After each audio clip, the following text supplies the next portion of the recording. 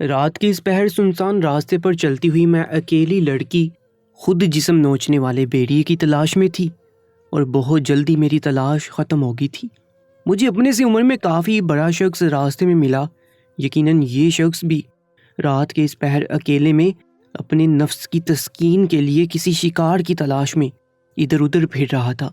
مجھے اکیلا دیکھ کر اس کی آنکھوں میں خباثت ٹپکنے لگی۔ اب وہ دور سے کھڑا مجھے عجیب نظروں سے دیکھ رہا تھا۔ مجھے اس کی آنکھوں سے خوف آیا، مگر اگلے ہی پل میں نے ہمت کی۔ اس سے پہلے کہ وہ میرے پاس آتا میں خود اس کے پاس آ گئی، اور میں نے پیشیور عورتوں کی طرح خود اپنا سودا اس کے ساتھ کیا۔ اسے میرا سودا منظور تھا۔ وہ شخص میرا ہاتھ پکڑ کر مجھے اپنے ساتھ لے جا رہا تھا، اور وہ شخص بہت زیادہ خوش دکھائی دے رہا تھا۔ ظاہر ہے شکار خود چل کر اس کے سامنے آیا تھا۔ ہاتھ آئی مچھلی کو کون چھوڑتا ہے؟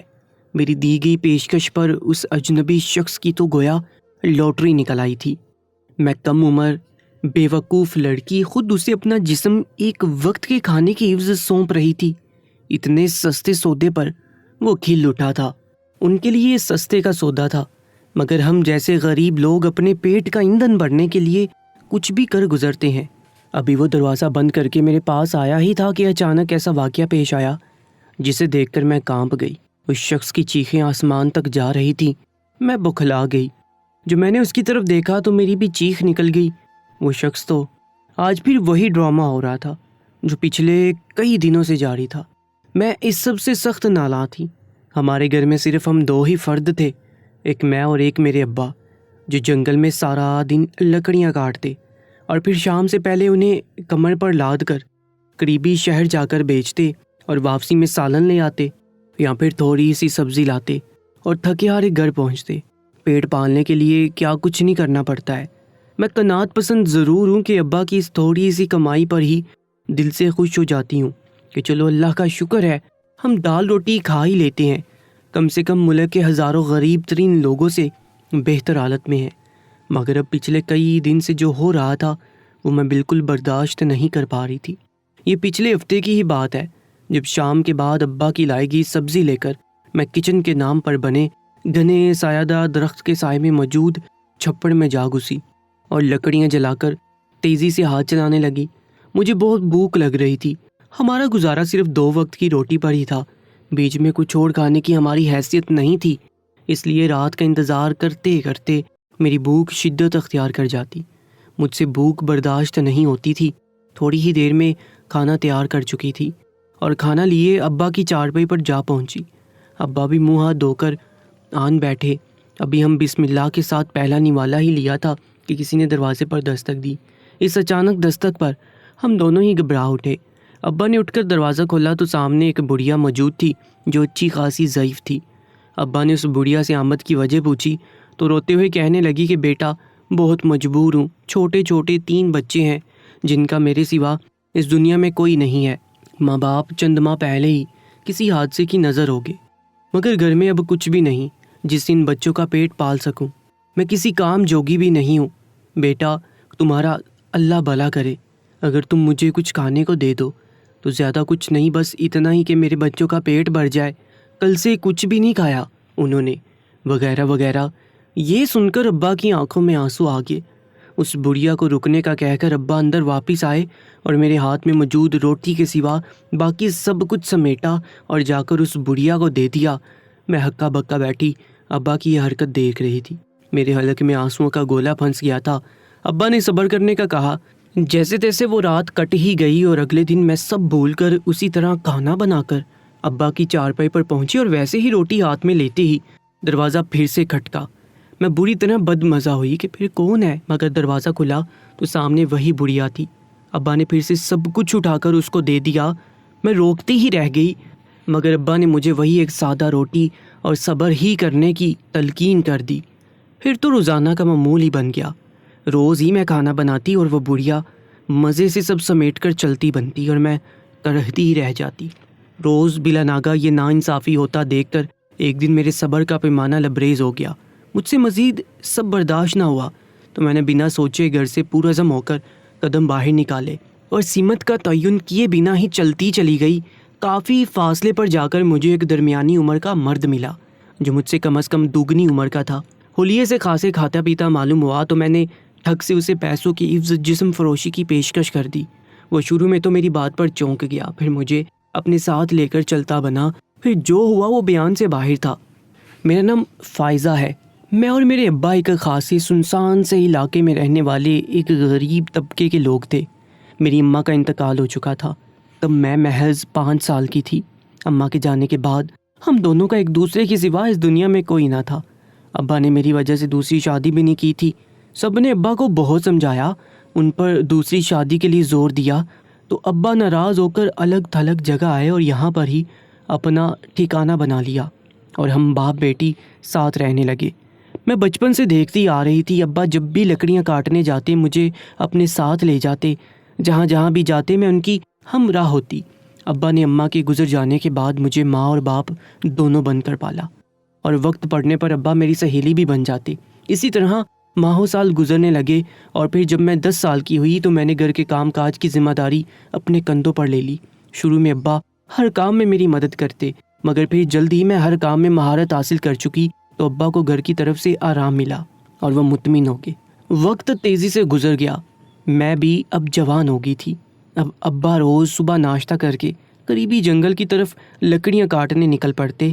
سارا دن لکڑیاں کاٹ کر شام سے تھوڑا پہلے ان لکڑیوں کا گٹھا بنا کر انہیں کمر پر لادتے اور شہر کی طرف ان کو بیچنے کی گھر سے روانہ ہو جاتے، اور ان کے عوض ملنے والے پیسوں سے روزمرہ کے کھانے کے لیے سودا سلف لیتے اور ساتھ چند دوسری گھریلو ضروریات کی اشیاء خرید کر گھر آتے۔ اکثر ابا کو شام ہو جاتی، تھکے ہارے گھر کو لوٹتے تو کمر سیدھی کرنے کو اپنی چارپائی پر لیٹ جاتے، اور میں جلدی جلدی ہانڈی روٹی تیار کر لیتی اور پھر کھانا ڈال کر ابا کی چارپائی پر جا کر بیٹھ جاتی۔ اتنے میں ابا اپنے ہاتھ دھو کر پہنچتے تو ہم ساتھ بیٹھ کر کھانا کھاتے اور دن بھر کی رویداد بھی ایک دوسرے کو مختصر الفاظ میں سناتے۔ میں اپنی زندگی سے بہت خوش اور مطمئن تھی، زندگی میں سکون تھا۔ مگر پھر کچھ عجیب سا ہوا۔ ایک رات کو ہم معمول کے مطابق کھانا کھانے کے لیے بیٹھے اور پہلے ہی نوالے منہ میں ڈالے تھے کہ دروازے پر دستک ہوئی۔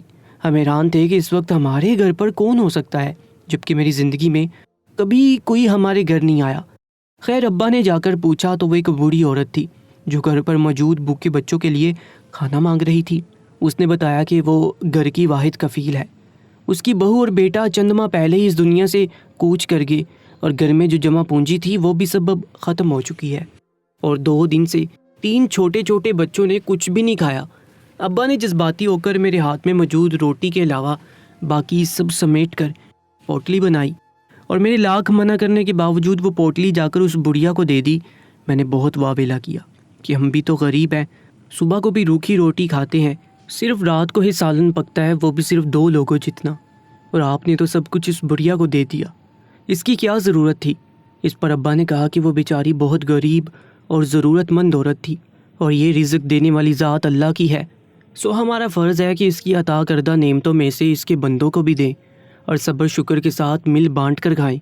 اس پر میں نے کہا کہ مل بانٹ کر کھانا چاہیے تو ہمارا سارا کھانا اس بڑھیا کو کیوں دے دیا؟ ہمارے لیے تو کچھ نہیں چھوڑا، یہ کیسا مل بانٹ کر کھانا ہے؟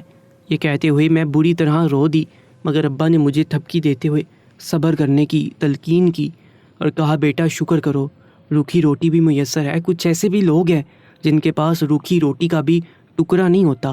میں شکر کیا خاک کرتی؟ ابا نے میرے منہ کا نوالا چھین کر اس بڑھیا کو دے دیا۔ میں نے ہاتھ میں موجود روٹی کو 2 ٹکڑوں میں توڑ کر ایک ٹکڑا ابا کو پکڑایا، جسے ابا نے لینے سے انکار کرنا چاہا، مگر میری ضد کی وجہ سے مجبوراً لے لیا، اور دوسرا ٹکڑا میں خود کھاتے ہوئے حلق میں موجود آنسوؤں کے گولے کو بھی نگلنے کی کوشش کرنے لگی۔ مگر دوسرے روز پھر بڑھیا پہنچ گئی، یعنی اس بڑھیا کو مزہ ہی آ گیا تھا۔ وہ روز ہی ڈٹھائی سے ہمارے دروازے پر عین کھانے کے وقت پہنچتی اور سارا کھانا لے کر چلتی بنتی، اور میں بے بسی سے بس ہاتھ ملتی رہ جاتی۔ میرے رونے دھونے کا بھی ابا پر کوئی اثر نہ ہوتا، اور وہ مجھے صبر کرنے کی تلقین کرتے رہتے۔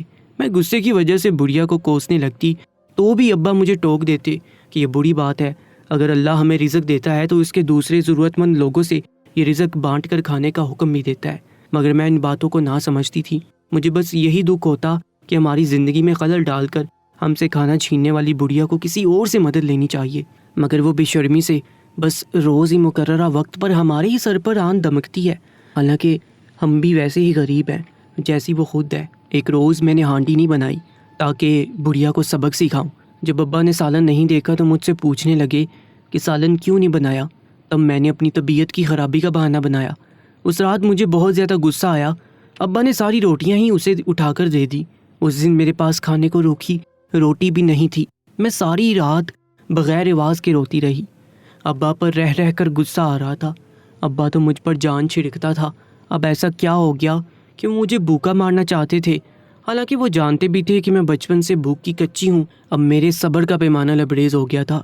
دن ایسے گزرتے گئے مگر نہ ہی وہ بڑھیا باز آئی اور نہ میرے ابا، مگر میں یہ سب برداشت کرتے کرتے تھک چکی تھی۔ میں اتنی عظیم نہیں تھی، نہ ہی اتنی صابر شاکر کہ ایک ہی وقت کا کھانا کھا کر باقی سارا دن اور رات بھوکے رہ کر گزارا کرتی۔ جو میں نے دیکھا کہ یہ سب ایسے ہی چلتا رہے گا تو میں نے چور دروازے سے اپنی بھوک مٹانے کا سامان کرنا چاہا، اور مجھے میری سہیلی نور کی بات یاد آئی۔ نور میری سہیلی تھی اور بہت زیادہ غریب تھی۔ اس کے گھر میں کوئی کمانے والا نہیں تھا۔ ان کے گھر کے حالات بہت برے تھے۔ کئی دن گزر جاتے، گھر میں کھانے کے لیے بھی کچھ نہیں ہوتا تھا۔ تب میری سہیلی نے بھوک سے مجبور ہو کر جسم فروشی شروع کر دی۔ اب اس کے گھر کے حالات کافی صحیح ہوئے تھے۔ آج میرے ذہن میں اپنی سہیلی کی باتیں گھوم رہی تھیں۔ نور نے بتایا تھا کہ وہ رات کے اندھیرے میں چھپ کر گھر سے نکل جاتی ہے اور صبح ہونے سے پہلے واپس آ جاتی ہے۔ اب تو اس کی ماں کو بھی پتا تھا کہ نور ایسا کرتی ہے، مگر وہ بھی فاقوں اور بیماری کے آگے مجبور ہو گئی تھی۔ بیٹا کوئی تھا نہیں، شوہر بھی مر گیا تھا، صرف بیٹیاں تھیں۔ اس لیے نور کی ماں نے اپنی آنکھ اور کان بند کر لیے تھے، سب جان کر بھی انجان بنی رہتی۔ اب مجھے احساس ہو رہا تھا بھوک کیسے انسان کو پاگل کر دیتی ہے۔ کیوں آئے دن لوگ خودکشی کرتے رہتے ہیں؟ کیوں اپنے معصوم بچوں کو بھی مار دیتے ہیں؟ کیونکہ ان سے اپنے معصوم بچوں کی بھوک نہیں دیکھی جاتی۔ بھوک سے بلکتے معصوم بچوں کو دیکھ کر ماں باپ کس اذیت سے گزرتے ہوں گے، یہ بس وہی لوگ جانتے ہیں جو اس چیز سے گزرتے ہیں۔ اور میں بھی حالات سے بھوک سے تنگ ہو کر ایک رات نور کی طرح خاموشی سے گھر سے نکل گئی۔ میں نے کسی خاص سمت کا تعین کیے بنا بس جس طرف رخ ہوا چلنا شروع کر دیا۔ جنگل میں داخل ہو کر کافی دیر چلتے رہنے کے بعد مجھے ایک شخص دکھائی دیا جو مجھ سے تقریباً دگنی عمر میں بڑا تھا۔ میں نے معاملے کی نزاکت کو بھی نہ سمجھا اور بس بے دھڑک اس شخص کو مدد کے لیے پکار دیا۔ وہ جب قریب آیا تو مجھے دیکھ کر حیران ہو گیا، کیونکہ میں بمشکل 15 سال کی سادہ سی لڑکی تھی، مگر دکھنے میں تو اور بھی کم عمر لگتی تھی۔ اس نے حیرانی سے پوچھا کہ میں کہاں رہتی ہوں اور اس جنگل میں کیا کر رہی ہوں۔ تو میں نے اسے کہا کہ مجھے بھوک لگی ہے اور کھانا کھانے کے لیے میرے پاس پیسے نہیں ہیں، سو میں اس وقت جسم فروشی کر کے پیسے کمانا چاہتی ہوں۔ اس نے بری طرح حیران ہوتے ہوئے کہا کہ کیا میں جانتی ہوں میں کیا کہہ رہی ہوں؟ تو میں نے جواب دیا کہ مجھے خود کچھ کر کے ہی پیسے کمانے ہیں اور میرے پاس کوئی ہنر بھی نہیں ہے، سو یہی ایک طریقہ ہے جس کے ذریعے میں پیسے کما سکتی ہوں۔ پھر اس شخص نے مسکراتے ہوئے مجھے امرا لیا اور ایک طرف کو چل دیا۔ میں بھی بے فکری سے اس کے ساتھ چلتی جا رہی تھی۔ میرے ابا کو علم نہیں تھا، وہ محنت کر کے تھکن سے چور ہو کر بستر پر پڑتے تو جلد ہی نیند کی آغوش میں چلے جاتے اور ان کی نیند بہت گہری ہوتی تھی۔ میرے ابا بہت نیک اور مذہبی انسان تھے۔ ان کو اگر پتہ چل جاتا کہ ان کی بیٹی کیا گل کھلائے جا رہی ہے تو وہ وہیں پر شرم سے مر جاتے۔ مجھے ابا کا دکھ بھی ہو رہا تھا۔ اگر ابا کی آنکھ کھل گئی اور انہوں نے مجھے اپنے بستر پر نہ پایا تو ان کی کیا حالت ہوئی ہوگی۔ پھر میں نے سوچا میں صبح ہونے سے پہلے گھر واپس چلی جاؤں گی اور ابا کو خبر نہیں لگنے دوں گی۔ میں بالکل نادان کم عقل تھی، عمر میں بھی چھوٹی تھی۔ میرے کچے ذہن میں نور کی باتیں بیٹھ گئی اور مجھے یہ سب آسان لگ رہا تھا۔ مجھے معلوم نہیں تھا میں دلدل میں خود کو دھکیل رہی ہوں جہاں پر رسوائی اور ذلت کے سوا کچھ ہاتھ نہیں آنا تھا۔ میں دل ہی دل میں ابا کے بارے میں سوچتی اس شخص کے ساتھ چلتی جا رہی تھی۔ کافی دور جا کر ہمیں گھر میں داخل ہوئے جس میں شاید وہ اکیلا رہتا تھا۔ مجھے ایک کمرے میں بھیج کر وہ خود کسی اور کمرے میں چلا گیا۔ میں اس کمرے میں بیٹھی اس کا انتظار کر رہی تھی جس میں وہ مجھے بٹھا کر گیا تھا۔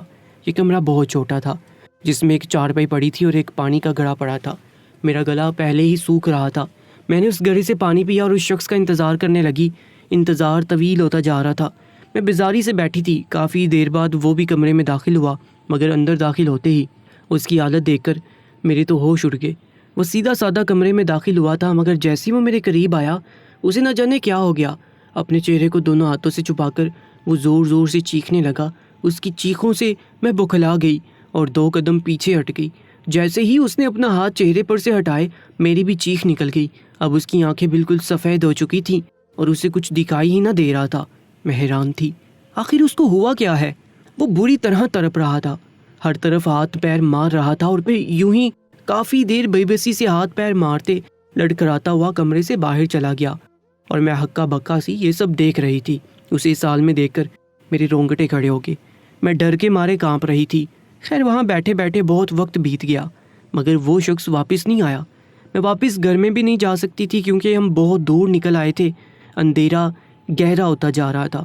اکیلے جانے سے مجھے ڈر لگ رہا تھا، جانے کب نیند نے مجھ پر قبضہ کیا مجھے معلوم ہی نہ ہو سکا، اور میں گہری نیند سو گئی۔ اور پھر اگلی صبح ہی میری آنکھ کھلی تو میں پریشان ہوگی، مجھے رات والا قصہ یاد آیا اور ابا کا خیال آیا۔ میں جلدی سے دروازے کی طرف بھاگی، مگر یہ دیکھ کر میں حیران ہوگی کہ دروازہ تو باہر سے بند تھا، وہ خود تو جانے کہاں جا چکا تھا، میں گھر میں قید کر دی گئی تھی۔ شاید وہ ہاتھ میں آئے شکار کو یوں مفت میں جانے نہ دینا چاہتا تھا، مگر طبیعت خرابی کی وجہ سے چلا گیا تھا۔ معلوم نہیں اس کی آنکھوں کو کیا ہوا تھا، ہو سکتا ہے ایسا پہلے بھی ہوا ہو۔ میں پریشانی سے سارا دن اس چھوٹے سے کمرے میں چکر کاٹتی رہی، اب بھوک سے میرا بہت برا حال تھا۔ خیر یوں ہی کرتے کرتے بھی رات ہو گئی اور مجھے کسی کے قدموں کی چاپ محسوس ہوئی اور پیچھے سے دروازہ کھولنے کی آواز آئی تو میری جان میں جان آئی۔ مجھے تو لگ رہا تھا وہ شخص مجھے یہاں قید کر کے بھول گیا ہو۔ وہ ایک بار پھر بھلا چنگا کمرے میں داخل ہو چکا تھا اور بہت فریش دکھائی دے رہا تھا، مگر کل کی طرح آج بھی جیسے ہی وہ میرے قریب آیا اس کی نظر بالکل ختم ہو چکی تھی اور وہ ویسے ہی تڑپ رہا تھا جیسے کل بےتاب ہوا تھا۔ پھر چند پل تک وہیں پر ہاتھ پیر مارتے اور آنکھیں ملتے رہنے کے بعد وہ پھر سے دیوار کو ٹٹول کر دروازہ تلاش کرتا باہر کو بھاگا۔ پھر چند دن تک اس نے اپنی نظر کی بہتری کے لیے مختلف ٹوٹکے کیے اور ایک رات پھر سے کمرے میں داخل ہوا، مگر یہاں پر وہی معاملہ تھا۔ اندر داخل ہوتا تو اس کی نظر بالکل ختم ہو جاتی اور جوں ہی پھر سے باہر جاتا تو نظر پھر سے بحال ہو جاتی، مگر اس نے 2 سے 3 دن رک کر اپنی کوششیں جاری رکھیں اور پھر تھک ہار کر چوکھٹ سے باہر کھڑے ہو کر مجھے مخاطب کیا، لڑکی تم کون ہو؟ کیا تم کوئی جادوگرنی یا جن زادی ہو؟ کیونکہ جیسی میں تمہارے قریب آنے کی کوشش کرتا ہوں میری بینائی چلی جاتی ہے۔ کمرے سے باہر نکلتے ہی میں پھر سے دیکھنے لگتا ہوں۔ اس کی بات سن کر مجھے تعجب ہوا اور میں نے اسے کہا کہ میں کوئی جن زادی یا جادوگرنی نہیں بلکہ تمہاری طرح عام انسان ہوں، بھوک کے ہاتھوں مجبور ہو کر تمہارے پاس آئی، مگر اب مجھے جانے دو، میں اپنے ابا کے پاس واپس جانا چاہتی ہوں۔ تب مجھے اس آدمی نے بتایا کہ میں نے ایک بزرگ سے پوچھا کہ یہ سب کیا معاملہ ہے۔ تب اس بزرگ نے مجھے بتایا کہ لڑکی کے باپ نے بہت بڑی نیکی کی تھی، اس وجہ سے اس کی نیکی اس کی بیٹی کے آگے ڈھال بن کر کھڑی ہوگی اور اسے کوئی تکلیف پہنچنے نہیں دی۔ میں سارا دن صحیح ہوتا ہوں، جیسے ہی تمہارے پاس آتا ہوں اندھا ہو جاتا ہوں۔ میں اس کی باتیں سن کر حیران رہ گئی، مگر وہ شخص جو کچھ بول رہا تھا ایک دم سچ بول رہا تھا، میں اس بات کی گواہ تھی۔ میں نے خود اسے دیکھا تھا، کمرے میں آتے ہی اس کی بینائی چلی گئی تھی۔ اس شخص نے مجھ سے کہا تمہارے باپ نے ایسی کون سی نیکی کی جس کی وجہ سے تم محفوظ رہی؟ میں نے اسے ساری حقیقت اس بوڑھی عورت کی سنائی اور کہا یہی وجہ ہے کہ میں گھر چھوڑ کر تمہارے پاس آئی۔ وہ میری بات سن کر حیران رہ گیا کہ کیسے کسی بھوکے کو کھانا کھلانے کی وجہ سے کوئی مصیبت سے بچ سکتا ہے۔ اس شخص نے مجھے لے جا کر اپنے ابا کے گھر چھوڑ دیا۔ ابا بھی مجھے دیکھ کر کھل اٹھے، میرے گلے لگ کر رونے لگے اور کہا کہ تم کہاں چلی گئی تھی؟ میں نے تمہیں ہر جگہ ڈھونڈا، میں بہت شرمندہ ہوں۔ ابا نے میرے لیے اپنی جوانی برباد کر دی، اپنے پیاروں کو چھوڑ دیا، ساری زندگی مجھ پر وار دی اور میں نے ان کا دل دکھایا اور ان سے چھپ کر غلط راہ کی طرف گئی۔ مگر شکر ہے میرے رب کا، اس نے مجھے گناہ سے بچایا، میری حفاظت کی۔ ابا کو کیسے سب بتاؤں، مگر ناچار مجھے سب بتانا ہی پڑا۔ میں نے جب ابا کو تمام احوال سنایا تو ابا بھی حیران رہ گئے، کہنے لگے دیکھا میں نہ کہتا تھا کسی ضرورت مند کی مدد کرنا فرض ہوتا ہے اور اس کے بدلے وہ رب ہم پر نازل ہونے والی مصیبتوں کو ٹال دیتا ہے۔ تب میں نے بھی ابا کی بات پر یقین کر لیا۔ ان کا کہنا تھا کہ وہ بڑھیا ہم سے کھانا لیتی رہتی ہے اور بدلے میں اس کی دعا ہم پر پڑنے والی ہر مصیبت سے ٹکرا جاتی ہے۔ چند دن بعد وہ شخص دوبارہ ہمارے گھر آیا اور ابا سے معافی مانگی اور ساتھ میں میرا ہاتھ بھی مانگا۔ ابا نے اس کو معاف کر دیا اور میری اس کے ساتھ ہی شادی بھی کر دی، کیونکہ اس شخص نے اللہ کے حضور توبہ کی اور گناہ کو چھوڑ دیا۔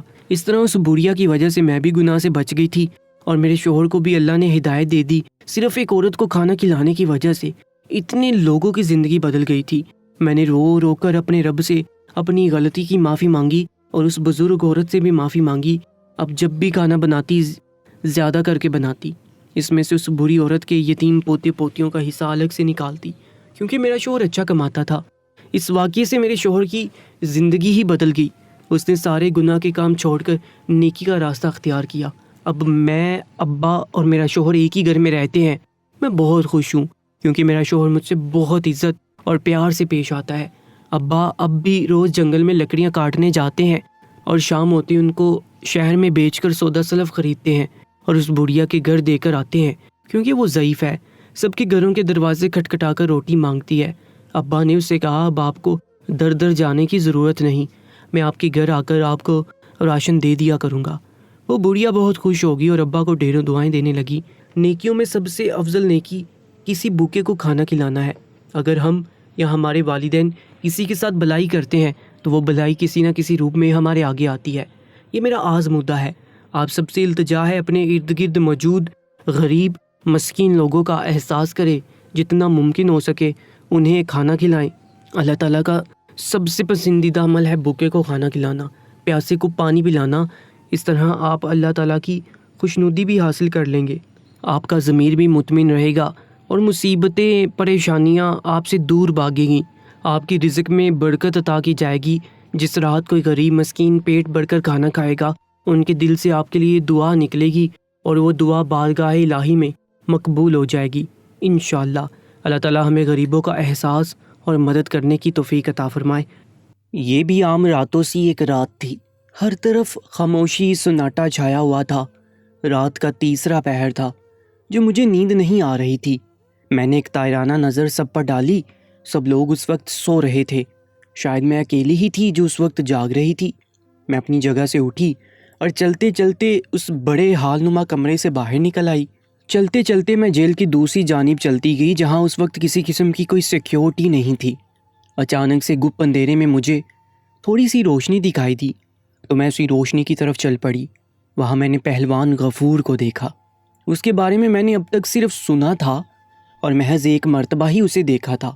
سننے میں آیا تھا کہ وہ واحد مرد ہے جسے جیل کی اس جانب آنے کی اجازت ہے، لیکن آج اچانک رات کے اس پہر اسے یہاں دیکھ کر مجھے کسی گڑبڑ کا احساس ہوا تو میں نے اس کا پیچھا کرنا شروع کر دیا۔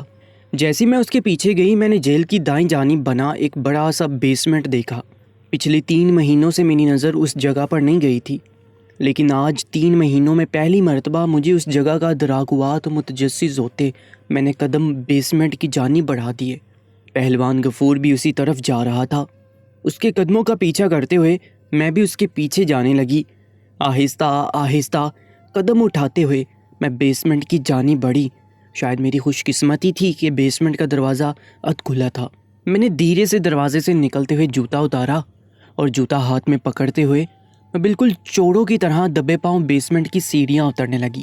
جیسے جیسے میرے قدم بیسمنٹ کی جانب بڑھ رہے تھے ویسے ویسے مجھے لڑکیوں کی آوازیں سنائی دے رہی تھی۔ آہستہ آہستہ میں سیڑھیاں اترتی احتیاط سے وہاں بنی ایک بڑی سی الماری کے پیچھے چھپ گئی اور یہ دیکھ کر میری آنکھیں تقریباً پوری باہر آنے کو تھیں جو میں نے وہاں۔ یہ آج سے 1 سال پہلے کا واقعہ ہے۔ میرا تعلق لاہور کے غریب گھرانے سے تھا۔ مجھے مصر جانے کا شوق تھا۔ مختلف ذرائع سے پیسے اکٹھے کرنے کے بعد جب میں مصر پہنچی تو 2 مہینے غیر قانونی کام کرنے کی وجہ سے مجھے جیل ہو گئی۔ مجھے مصر کی ایک جیل میں بھیجا گیا۔ مجھے جیل کے ماحول میں ایڈجسٹ ہوتے ہوئے دیر نہیں لگی تھی۔ میں وہ لڑکی تھی جو بہت جلدی حقیقت کو قبول کر لیتی تھی، اور میں نے اس حقیقت کو قبول کر لیا تھا کہ میں کسی کے پیسے چوری کر کے مصر آئی ہوں، جس کی سزا مجھے قدرت اس طرح سے دے رہی ہے کہ میں خود بھی یہاں آ کر پھنس گئی ہوں۔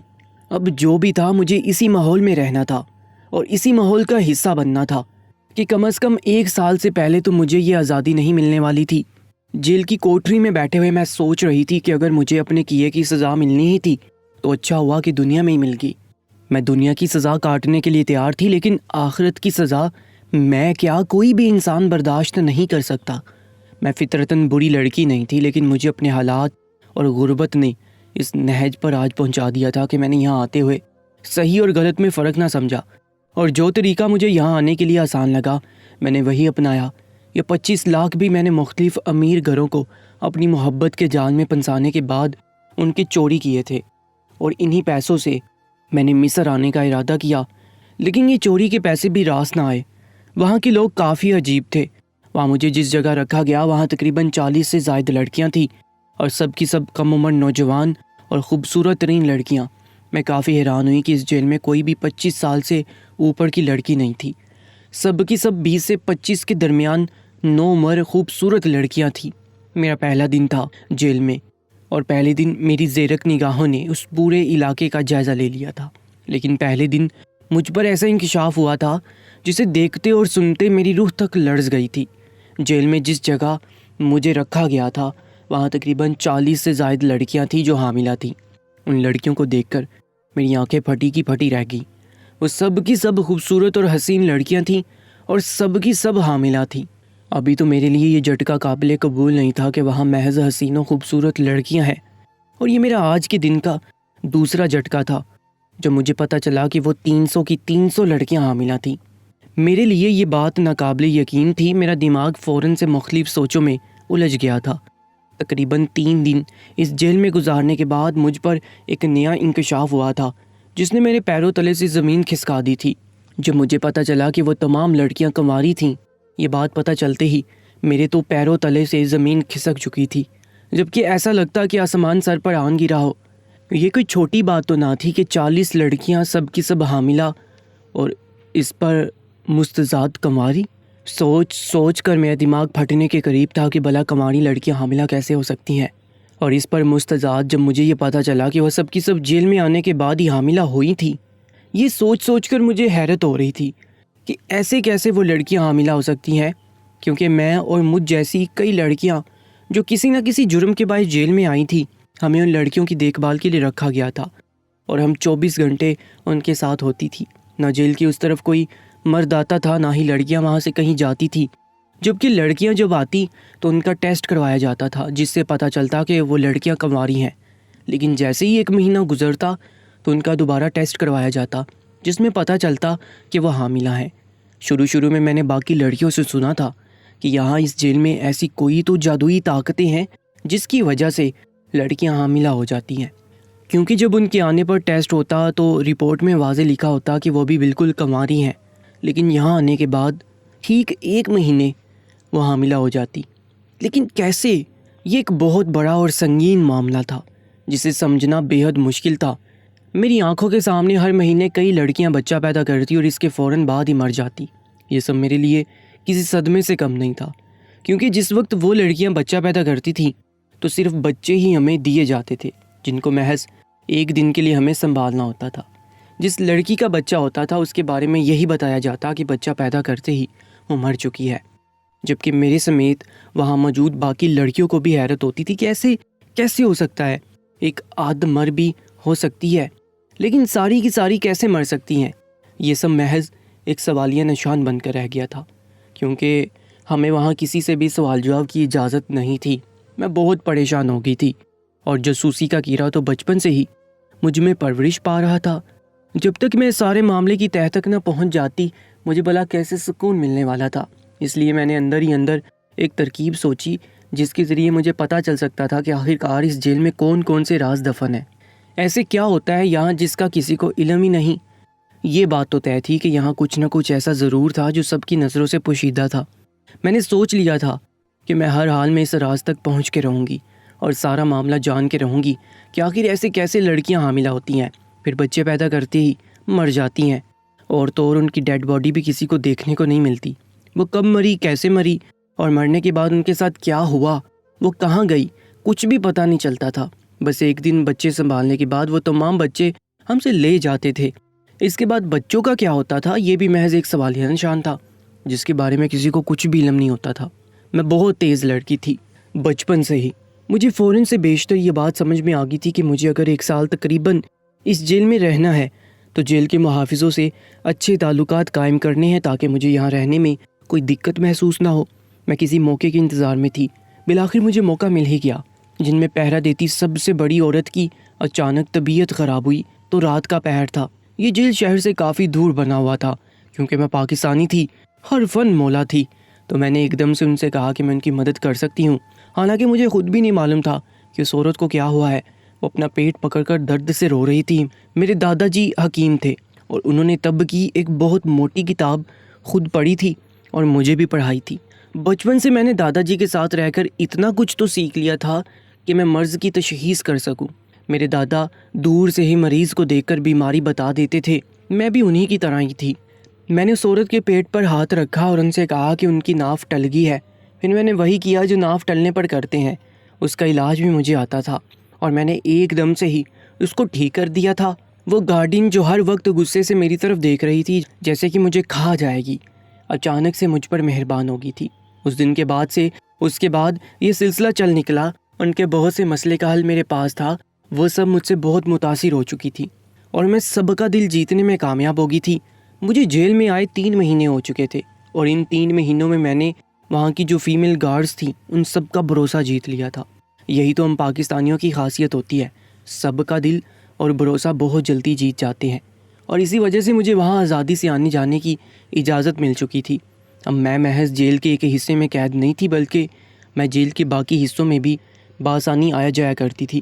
دوسرے حصوں میں جانے کے بعد مجھے پتہ چلا کہ وہاں بھی یہی سب کچھ ہو رہا ہے جو ہمارے حصے میں ہوتا ہے۔ لڑکیاں لانا، پھر ان کا ٹیسٹ کرنا، ان کا حاملہ ہونا اور پھر بچہ پیدا کرتے ہی مر جانا، یہ سب بے حد عجیب و غریب، ناقابل فہم بات۔ میں نے جیل کا جائزہ لینا شروع کر دیا۔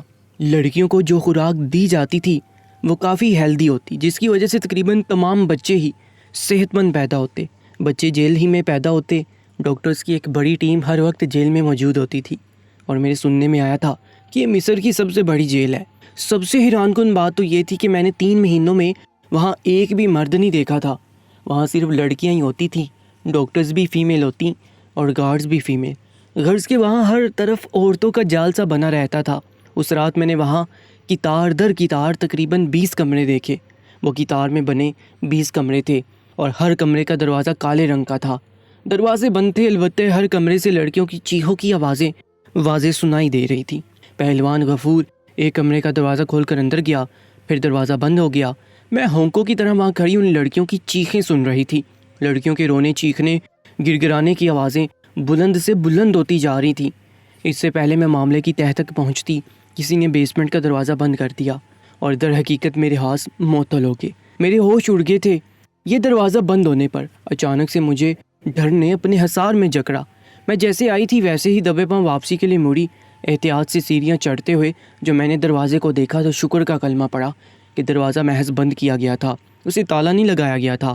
لڑکیوں کے ساتھ ان بند کمروں میں کیا ہو رہا تھا یہ جاننا کافی مشکل کام تھا، لیکن اس وقت مجھے اپنی جان کی بھی فکر تھی، اس لیے میں جیسے آئی تھی ویسے ہی چپ چاپ واپس اپنے کمرے کی جانب بڑھ گئی، جو کمرہ نہیں ایک ہال تھا۔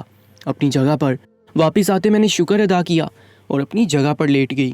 بہت زیادہ نہ صحیح، لیکن مجھے اس راز نما جیل کے بارے میں کچھ نہ کچھ پتہ چلنا شروع ہو گیا تھا۔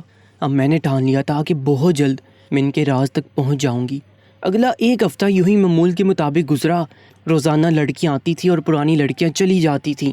بچے روزانہ ہی پیدا ہو رہے تھے اور جتنے بچے پیدا ہوتے اتنی لڑکیوں کی موت کی خبر سنا دی جاتی۔ اس 1 ہفتے میں نے دوبارہ بیسمنٹ جانے کی جرات نہ کی، کیونکہ فی الحال میں نہیں چاہتی تھی کہ کسی کو مجھ پر شک ہو۔ وقت گزرتا گیا اور 2 ہفتے گزر چکے تھے۔ آج صبح سے ہی میں خود میں ہمت جمع کر رہی تھی۔ آج ہر حال میں مجھے اس راز سے پردہ اٹھانا تھا، اس معاملے کی جڑ تک پہنچنا تھا۔ میں نے سارا دن معمول کے مطابق ہی کام کیا اور رات ہونے کا انتظار کرنے لگی۔ میرے دماغ میں مختلف سوچیں تھیں۔ میں یہ سب جاننے کے لیے بے چین تھی کہ آخر لڑکیاں حاملہ کیسے ہوتی ہیں اور پھر وہ مرتی کیسے ہیں۔ اس رات لڑکیوں کی چیخیں سننے کے بعد مجھے اتنا اندازہ ہو چکا تھا کہ ان لڑکیوں کے ساتھ کچھ نہ کچھ تو غلط کیا جا رہا ہے، جس کی وجہ سے وہ سب اتنی بے دردی سے چیخ رہی تھی۔ ان کی چیخیں دل دہلا دینے والی تھی۔ جانے ان کے ساتھ ایسا کیا ہو رہا تھا۔ جیسے ہی رات کے 2 بجے میں اللہ کا نام لیتی چپ چاپ حال نما کمرے سے باہر نکل آئی۔ میں نے آہستہ آہستہ بیسمنٹ کی جانب قدم بڑھائے اور آرام سے نیچے جانے لگی۔ جیسے ہی میں نیچے پہنچی تو آج بھی ان تمام کمروں سے چیخوں کی آوازیں سنائی دے رہی تھیں، لیکن اب مسئلہ یہ تھا کہ میں ان کمروں میں جاؤں کیسے مجھے پتہ چلے گا کہ ان بند کمروں کے پیچھے کیا ہو رہا ہے۔ میں ابھی یہ سب سوچ ہی رہی تھی کہ اچانک سے بیسمنٹ کا دروازہ کھلا اور ایک کے بعد ایک قدموں کی چاپ سنائی دینے لگی۔ میں الماری کی آڑ میں چھپ کر بیٹھ گئی تھی۔ جب قدموں کی آواز قریب تر ہونے لگی، ان آوازوں سے یہ اندازہ لگایا جا سکتا تھا کہ وہاں پر ایک نہیں بلکہ کافی زیادہ لوگ ہیں، اور یہ کافی زیادہ لوگوں کے قدموں کی آوازیں تھیں۔ میں چھپ کر بیٹھی ہوئی تھی۔ جو میں نے تقریباً 100 کے قریب لڑکیوں کو دیکھا، وہ سب نڈھال سی تھیں اور 100 کے قریب ہی باقی عورتیں تھیں جنہوں نے انہیں قابو کیا ہوا تھا۔ آہستہ آہستہ سیڑھیاں اترتے ہوئے وہ ان سب کو مختلف کمروں میں لے جانے لگے۔ ایک ایک کمرے میں تقریباً 10 لڑکیاں جا رہی تھیں اور کمرے میں جاتے ہی کمرے کا دروازہ بند ہو جاتا۔ میں چپ چاپ یہ ساری کارروائی دیکھ رہی تھی، اور پھر دیکھتے ہی دیکھتے کمروں سے دل دہلا دینے والی چیخیں بلند ہوئیں کہ ایک پل کو تو مجھے لگا تھا کہ یہ دردناک چیخیں سن کر میرا اپنا دل بند ہو جائے گا۔ کچھ دیر تک چیخوں پکار سنائی دیتی رہی، اور پھر اچانک ہی تقریباً تمام کمروں سے چیخوں کی آوازیں آنا بند ہو گئیں۔ ہر جگہ مکمل سکوت چھا گیا۔ اب بیسمنٹ میں خاموشی تھی، قبرستان کی مانند گہری خاموشی۔ کچھ ہی دیر میں جو عورتیں ان لڑکیوں کو لے کر آئی تھیں وہ کمروں سے باہر نکلنے لگی اور ایک دوسرے کو دیکھتی انگوٹھے کا سائن دکھاتی ہوئی واپس بیسمنٹ کے اوپر جانے لگی۔ یہ سب دیکھ کر میری جان ہوا ہونے لگی۔ جانے ان لڑکیوں کے ساتھ اندر کیا ہوا تھا میں یہ جان نہیں پائی تھی۔ اس سے پہلے کہ بیسمنٹ کا دروازہ بند ہو جاتا میں بھی انہی عورتوں میں شامل ہوگی اور اپنی جان بچاتی بمشکل اپنے حال نما کمرے تک پہنچی۔ جس مقصد کے لیے میں وہاں گئی تھی وہ مقصد آج پھر ادھورا ہی رہ گیا تھا، لیکن میں اتنا ضرور جان چکی تھی کہ لڑکیاں خود بخود نہیں مرتی، کیونکہ وہ تمام لڑکیاں جو آج میں نے بیسمنٹ میں دیکھی تھیں ان کی چال اور چہروں سے صاف پتہ چل رہا تھا کہ وہ سب کی سب کچھ ہی دیر پہلے بچے کی پیدائش کے بعد یہاں پہنچی ہیں۔ یہ تو واضح ہو چکا تھا کہ وہ سب ڈیلیوری کے دوران نہیں مرتی بلکہ انہیں بیسمنٹ میں لایا جاتا تھا۔ لیکن کیا وہ یہاں آ کر مر جاتی تھی یا پھر انہیں یہاں قید کر لیا جاتا تھا؟ یہ ساری باتیں ابھی میرے ذہن میں گردش کر رہی تھیں۔ اب مجھے جیسے تیسے کر کے اس راز کی آخری پہیلی کو سلجھانا تھا، اور وہ پہیلی کمروں کے اندر جانے کے بعد ہی سلجھا سکتی تھی۔ اس لیے اب کی بار میں نے سیدھا کمرے کے اندر جانے کا پلان تیار کیا۔ پورا 1 ہفتہ میں وہاں کی فیمیل گارڈز کی نظروں کے حصار میں رہی اور ہر ممکن طریقے سے انہیں یقین دلانے کی کوشش کی کہ میں انہیں میں سے ہوں۔ میں ان کی ہر ایک بات مانتی اور جیسا وہ کہتی ویسا ہی کرتی۔ ان کا یقین تو میں پہلے ہی جیت چکی تھی، اب تو بس کسی طرح ان کی ٹیم کا حصہ بننا تھا تاکہ وہ مجھ پر یقین کر سکیں اور میں جان سکوں کہ آخر یہاں چل کیا رہا ہے۔ تقریباً 2 ہفتے تک مسلسل ان کے حکم کے مطابق کام کرنے کے بعد بالآخر انہوں نے مجھے اپنی ٹیم کا حصہ بنا ہی لیا، اور آج وہ دن بھی آ ہی گیا جب حقیقتاً اس سارے راز سے پردہ اٹھنے جا رہا تھا۔ ٹیم کی سربراہی نے مجھ سے کہا کہ آج رات ٹھیک 2 بجے میں تیار رہوں، اور وہ لوگ مجھے اپنے ساتھ کہیں لے جانا چاہتی ہیں۔ یہ تو میں جان گئی تھی کہ وہ لوگ مجھے بیسمنٹ میں لے جانے والے ہیں۔ اب بس آج رات کا انتظار تھا اور مجھے میرے تمام سوالوں کے جواب مل جانے تھے۔ میں بے صبری سے رات کا انتظار کر رہی تھی اور بالآخر میرا انتظار ختم ہو ہی گیا۔ جو ہی رات کا 1 بجا تو وہ لوگ مجھے اپنے ساتھ لے گئے۔ جس جگہ وہ لوگ مجھے لے کے جا رہے تھے وہ کوئی نئی ہی جگہ تھی۔ جانے اس جیل میں کتنے خفیہ راستے تھے۔ میں ان کے ہمراہ چلتے ہوئے ایک کمرے میں داخل ہوئی جہاں سامنے ہی شیشہ تھا۔ اس شیشے کے دائیں جانب ایک خفیہ بٹن تھا جسے دباتے ہی وہ شیشہ کسی دیوار کی طرح پیچھے ہو گیا اور راہداری بنتی گئی۔ جیسے ہی اس راہداری پر چلنا شروع کیا تو کچھ آگے جا کر ایک اور بیسمنٹ تھا۔ یہ سب دیکھ کر میں حیران ہو گئی، کیونکہ میں تو اب تک یہی سمجھ رہی تھی کہ بس اس جیل میں ایک ہی بیسمنٹ ہے جو میں دیکھ چکی ہوں، لیکن یہاں واقعی ایک نہیں ان گنت راز دفن تھے۔ بیسمنٹ کی سیڑھیاں اترتے ہوئے نیچے آئے تو یہ دیکھ کر میرا سر تقریباً چکرا کے رہ گیا کہ یہ بیسمنٹ بالکل پہلے والے بیسمنٹ کی طرح تھا۔ اسی طرح قطار در قطار بنے کمرے اور ہر کمرے کا دروازہ کالے رنگ کا تھا۔ اپنی حیرت کو چھپائے میں چپ چاپ ان کے ساتھ چلنے لگی۔ سب لوگوں نے تقریباً 10 لوگوں کی ٹیم بنائی اور مختلف کمروں میں جانے لگے۔ اسی طرح ایک کمرے میں مجھے بھی ساتھ لے گئے۔ کمرے میں داخل ہوتے ہی میری آنکھیں حیرت کی زیادتی سے پھیل گئیں، کیونکہ وہ کمرہ بالکل ہسپتال میں بنے کسی وارڈروب کا منظر پیش کر رہا تھا۔ وہ کافی کشادہ حال نما کمرہ تھا جہاں قطار کی صورت میں 10 بیڈ رکھے ہوئے تھے اور درمیان میں ایک پردہ حائل تھا۔ ہر بیڈ پر ایک لڑکی پڑی تھی اور ڈاکٹرز آپریشن کر رہے تھے۔ کچھ ہی دیر میں وقفے سے بچوں کے رونے کی آوازیں سنائی دینے لگیں۔ وہاں موجود ڈاکٹرز آپریشن کر رہے تھے اور نرسیں بچوں کو کپڑوں میں لپیٹتی انہیں ہمارے حوالے کر گئی تھی۔ کچھ ہی دیر میں وہاں مزید عورتیں آتی دکھائی دیں جو آہستہ آہستہ ان بچوں کو وہاں سے لے جا رہی تھی۔ تقریباً 3 گھنٹے بعد جیسے ہی لڑکیاں تھوڑی بہت ہوش میں آئیں تو انہیں وہاں سے لے جانے لگیں۔ مجھے بھی ایک لڑکی کو پکڑنے کا بولا گیا تو میں نے فوراً سے ایک لڑکی کو اٹھاتے ہوئے اسے تھام لیا اور اس کے بعد انہیں وہاں سے لے جانے لگی۔ ان تمام لڑکیوں کو اب دوسری بیسمنٹ لے جا رہے تھے۔ بیسمنٹ میں لے جانے کے بعد اسی طرح 10 لڑکیوں کو ایک کمرے میں لے جایا گیا۔ میں حیرت و بے یقینی سے یہ ساری کارروائی دیکھ رہی تھی۔ کمروں میں جانے کے بعد میری تمام ہمت جواب دے گئی جب میں نے سامنے ہی دل دہلا دینے والا منظر دیکھا۔ وہاں تقریباً 10 مرد تھے جن کے ہاتھوں میں زہر کی بوتلیں تھیں۔ وہ لڑکیاں شاید جانتی تھیں ان کے ساتھ کیا ہونے والا ہے۔ ابھی سب نے چیخنا چلانا شروع کر دیا۔ ان کی دل دوست چیخیں بیسمنٹ میں ہی کہیں دب گئی تھیں جب زبردستی ان سب کو زہر پلایا گیا، اور کچھ ہی دیر میں میری آنکھوں کے سامنے وہ لڑکیاں تڑپتی ہوئی مر گئیں۔ یہ سب دیکھ کر میرے اوسان خطا ہو گئے، کیونکہ میں نے زندگی میں پہلی دفعہ ایسا کوئی منظر دیکھا تھا۔ میرا دل لرز رہا تھا یہ سب دیکھتے ہوئے۔ جو میرے ساتھ موجود ایک عورت نے مجھے سب کے پیچھے کی اصل وجہ بتائی تو میرے سر پر حیرتوں کے پہاڑ ٹوٹ پڑے۔ بے یقینی تھی۔ کچھ دیر پہلے تک جن پر مجھے ترس آ رہا تھا، اب یہ سب حقیقت جاننے کے بعد میرے احساسات یکسر بدل چکے تھے۔ کچھ ہی دیر میں واپس اپنے ہولنما کمرے میں موجود تھی۔ یہ رات واقعی بے حد بری ثابت ہوئی تھی۔ مجھ پر دنیا کی سب سے بری حقیقت واضح ہوئی تھی۔ وہ تمام لڑکیاں زانی تھیں جو زنا کرتی تھیں۔ ان سب میں زیادہ مسلمان ہوتی تھیں جو مختلف ممالک سے پکڑی جاتی تھیں۔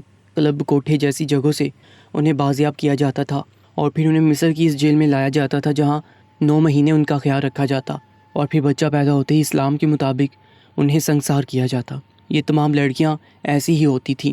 جو لڑکیاں حاملہ ہوتی انہیں 9 مہینوں کے لیے انتظار کرنا ہوتا تھا تاکہ وہ بچہ پیدا کر کے سزا بھگتیں، لیکن جو لڑکیاں حاملہ نہیں ہوتی تھیں انہیں اسی وقت ان کے کیے کی سزا مل جایا کرتی تھی۔ زنا کی نوعیت دیکھ کر ہی انہیں سزا دی جاتی تھی، کیونکہ کچھ لڑکیاں تو پیار محبت کے چکروں میں گھر سے بھاگ آتی تھیں، لیکن کچھ جان بوجھ کر یہ کاروبار کرتی تھی۔ زنا کی سزا 100 کوڑے ہے، لیکن یہاں انہیں زہر دے کر ہی مار دیا جاتا تھا۔ اسی دن مجھے اس بات کا بھی پتہ چلا کہ صرف لڑکیاں ہی نہیں بلکہ مردوں کو بھی ان کے کیے کی سزا دی جاتی تھی۔ مصر کی یہ جیل اسی وجہ سے بنائی گئی تھی۔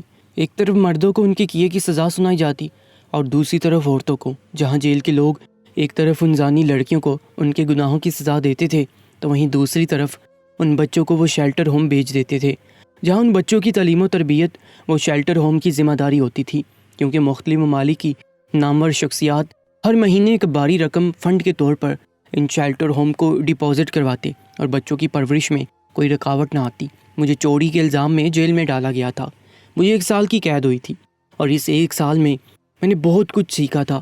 ٹھیک 1 سال بعد مجھے آزاد کر دیا گیا تھا اور مصر سے واپس پاکستان ڈپورٹ کروا دیا گیا۔